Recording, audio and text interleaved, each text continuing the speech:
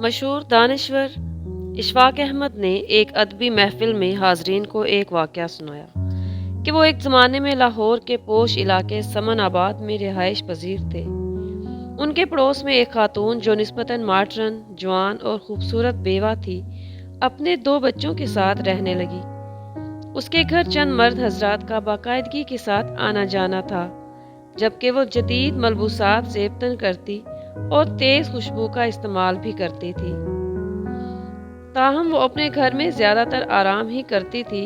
उसके बच्चे गली में फिरते रहते थे और आस पड़ोस के लोग उन्हें खाने पीने की चीज़ें दे दिया करते थे। तमाम लोग जो समन आबाद के उस मोहल्ले में रहते थे, उस औरत के तौर तरीकों को नापसंद करते थे।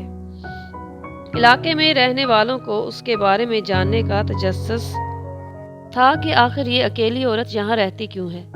उसके घर में आने वाले मर्द हजरात कौन हैं?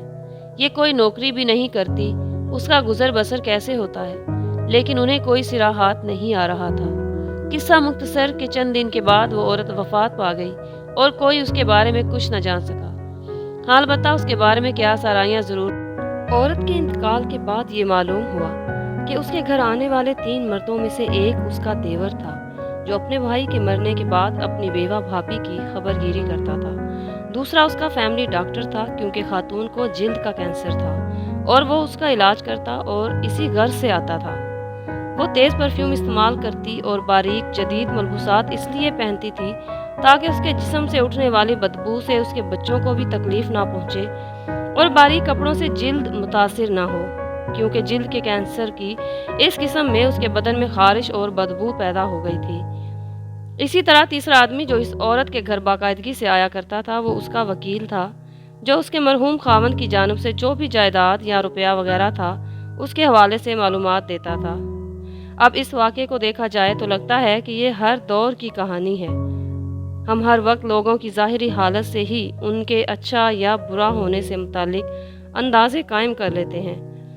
कभी तो हम लोगों के सामने ही अपनी नागवारी का इजहार कर देते हैं, तो कभी उनकी गैर मौजूदगी में दूसरों के सामने उनके ज़ाहिर को डिस्कस करके मुख्तलिफ तबसरे करते हैं।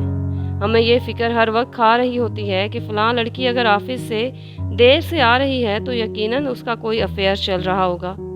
किसी के औलाद नहीं हो रही होगी तो मियाँ बीवी में से कोई नुक्स होगा। किसी ने मामूली कपड़े पहने हों या कोई प्याले में चाय पी लेगा, अंग्रेज़ी नहीं बोल सकेगा तो आसानी से उसे पेंडू कह दिया जाएगा।